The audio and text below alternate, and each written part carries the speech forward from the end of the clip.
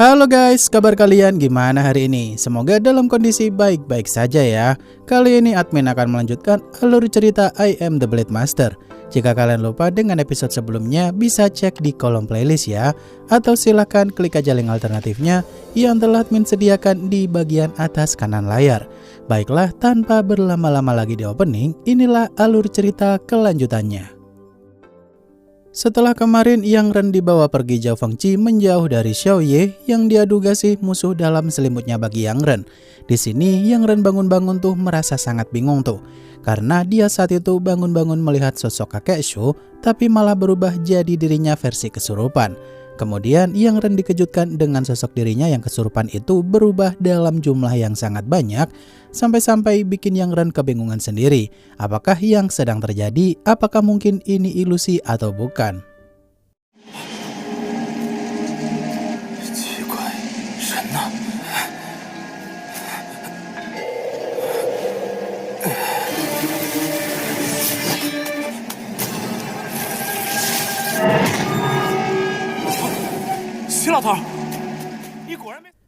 Yang Ren yang saat itu memberanikan diri untuk menyerang salah satu bayangannya di sana, tapi bayangan itu tuh malah berubah jadi sosok Nona Zhu. Di mana momen itu membuat Yang Ren begitu benar-benar kebingungan tuh. Apakah ini semacam ilusi milik musuh atau hanya bermimpi doang? Karena pikiran Yang Ren gak karuan banget dari tadi. Kemudian sosok Nona Zhu yang saat itu mulai menghilang perlahan-lahan. Ternyata semua yang dialami oleh Yang Ren barusan tuh hanyalah mimpi buruk doang.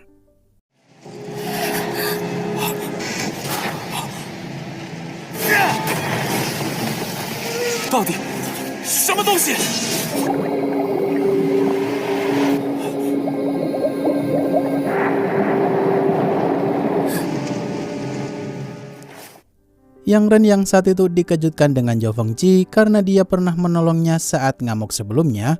Di sini tuh Zhao Fengqi bertanya kepada Yang Ren tuh, kenapa dia masih menggunakan pedang iblis itu padahal dulu udah dia peringatkan. Kata Yang Ren, dia mau menjalankan wasiat dari guru pertamanya yang udah meninggal. Walaupun meridian Yang Ren ada beberapa yang rusak karena pertarungan sebelumnya. Setelah itu Zhao Fengqi berkata kalau Xiao Ye bukanlah orang baik bagi Yang Ren. 再继续勉强使用，看来你并没有听进去。赵帮主，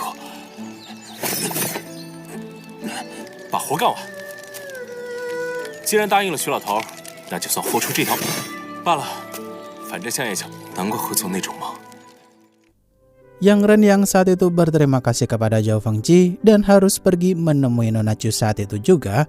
Di sini Zhao Fengqi menghentikan langkah Yang Ren saat itu dengan sebatang ranting doang. Dimana tentu saja Yang Ren auto bingung juga kenapa Zhao Fengqi melarangnya pergi. Kata Zhao Fengqi, Yang Ren kalau mau pergi dari sana, maka dia harus meyakinkan Zhao Fengqi dulu kalau Yang Ren bukanlah pria lemah lagi. Dimana Yang Ren disuruh melawan Zhao Fengqi lebih dulu. 只是我现在赶着去救人，欠你2条命。将来，赵帮主想走可以。你。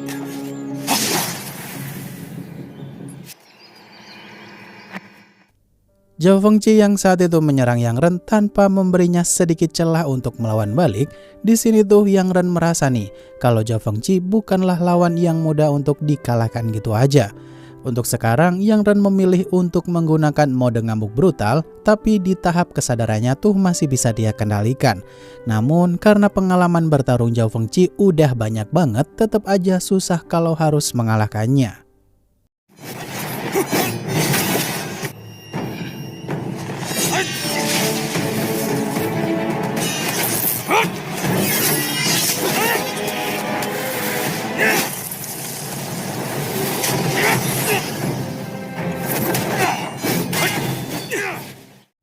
Zhao Fengqi yang saat itu bikin Yang Ren kesulitan untuk menahan setiap serangannya.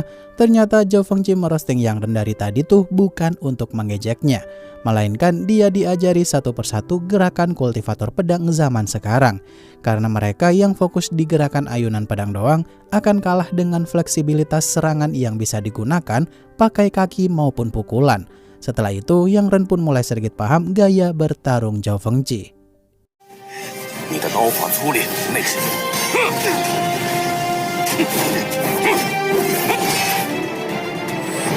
如此这般，全上下都是破绽，既不是靠人，出招太慢。 Di sisi lain, utusan Liu yang balik ke pavilion Changfeng dan melaporkan kejadian kemarin kepada utusan Qi, ternyata yang nyuruh gerombolan cewek pakai seragam seperti Nona Chu kemarin tuh adalah ulahnya utusan Liu. Tentu saja awalnya sih utusan Qi cukup kesal dengan kegagalan utusan Liu menangkap Yang Ren karena digagalkan oleh Zhao Fengqi. Tapi mengingat misinya menaklukkan keluarga Long Xi terbilang sukses, makanya utusan Liu diberi kesempatan kedua untuk menangkap Yang Ren sekali lagi.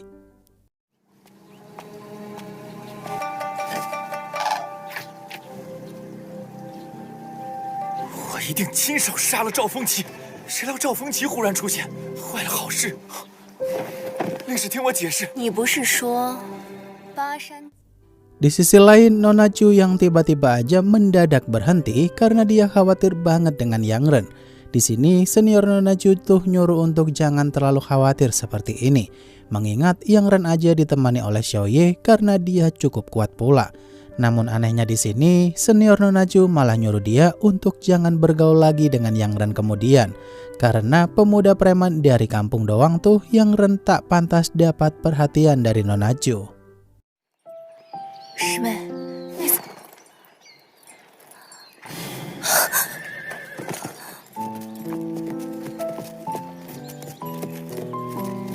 不知道是否还能与他再次相见？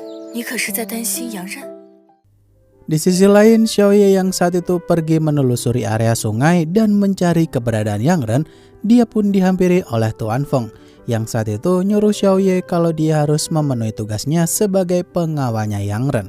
Kemudian Xin pun beralih ke tempat Nona Chu, di mana dia yang dari tadi nggak semangat banget melanjutkan perjalanan pun akhirnya mampir ke suatu kedai. Namun dia malah bertemu dengan Xiao Ye yang sontak bikin Nona Chu kebingungan pula. Kenapa Xiao Ye tidak bersama dengan Yang Ren? 做好该做的，不要惹事。您还真是无处不在呀，风流潇。萧公子，你这是要赠给原人？萧。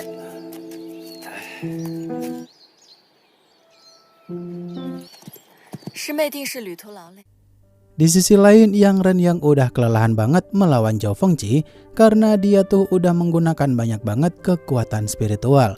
Di sini Zhao Fengqi membuka segel di dahinya Yang Ren agar Yang Ren masuk ke lautan kesadaran sosok bayangan emas yang sebelumnya ngajarin Yang Ren teknik pedang kuno. Saat itu Yang Ren tak mau melawan bayangan emas itu tuh karena dia udah capek banget. Tapi tiba-tiba aja pedang iblis Yang Ren tertarik ke arah bayangan emas tersebut. 是时候了，又是你！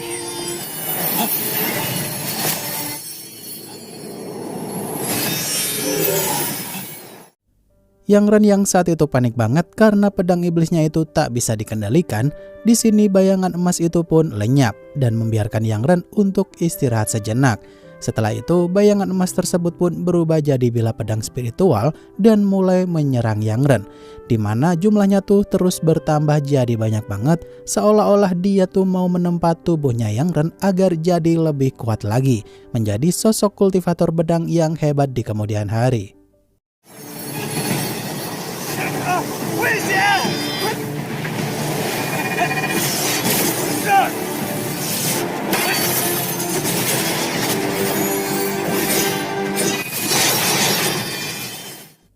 Beberapa hari kemudian, Yang Ren yang dibangunkan oleh Zhao Fengqi karena dia udah tidur berhari-hari nggak bangun. Di sini Yang Ren auto khawatir banget tuh dengan keadaan Nona Chu sekarang karena dia pingsan selama 7 harian. Kata Zhao Fengqi, Nona Chu sekarang baik-baik aja dan mungkin senior Nona Chu emang beneran berada di pihak yang baik. Namun Yang Ren auto pasang kuda-kuda bertarung karena Zhao Fengqi pasti mau menghalanginya pergi lagi. 你睡了整整7天啊！你终于醒了，我已尽我所能，剩已经到达巴地，看样子到昨日得到消息，他与李简和你去救他。Zhao Fengqi yang saat itu langsung menarik paksa Yang Ren dan kemudian dilempar jauh ke atas langit sampai pedang iblisnya itu terjatuh. Hal itu pun membuat Yang Ren sendiri kaget tuh, kalau dia ternyata bisa membuat tubuhnya ringan banget. Bahkan Yang Ren bisa bergerak leluasa di udara asal ada sedikit pijakan doang. Lebih kerennya lagi, Yang Ren kini bisa menarik pedang iblisnya itu dari kejauhan karena penguasaan pedang iblisnya Yang Ren bisa dikatakan udah naik level.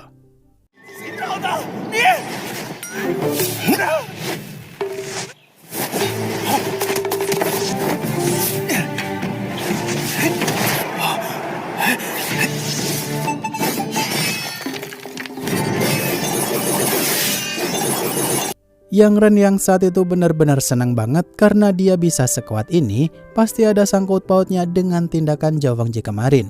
Di sini tuh pandangan Yang Ren juga benar-benar meningkat jauh sampai bisa melihat Zhao Fengqi yang mau pergi dari sana. Bahkan kecepatan Yang Ren aja terbilang lebih cepat lagi dari sebelumnya, tapi sayangnya dia masih tetap aja ceroboh karena saking girangnya jadi sekuat sekarang. 那破庙中发生的一切都不是常，这般熟悉而又陌生。哎，赵帮主，你倒是说句话。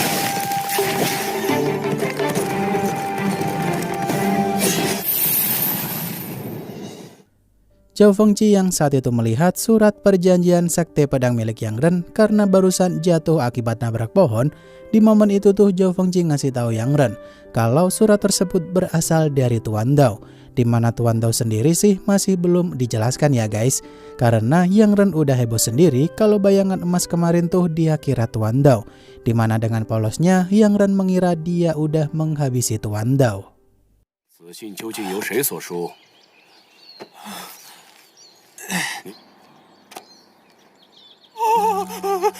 我好像我梦里看到的那个金色影子。刀宗。 Wah, MC1 ini emang rada-rada sengklek ya guys. Kalau dipikir-pikir sih mirip dikit lah selera humornya seperti Xiaoyan di awal season 1 dulu. Baiklah, akhir kata terima kasih untuk kalian yang udah nonton sampai akhir. Dan sampai jumpa di video selanjutnya ya. Bye-bye.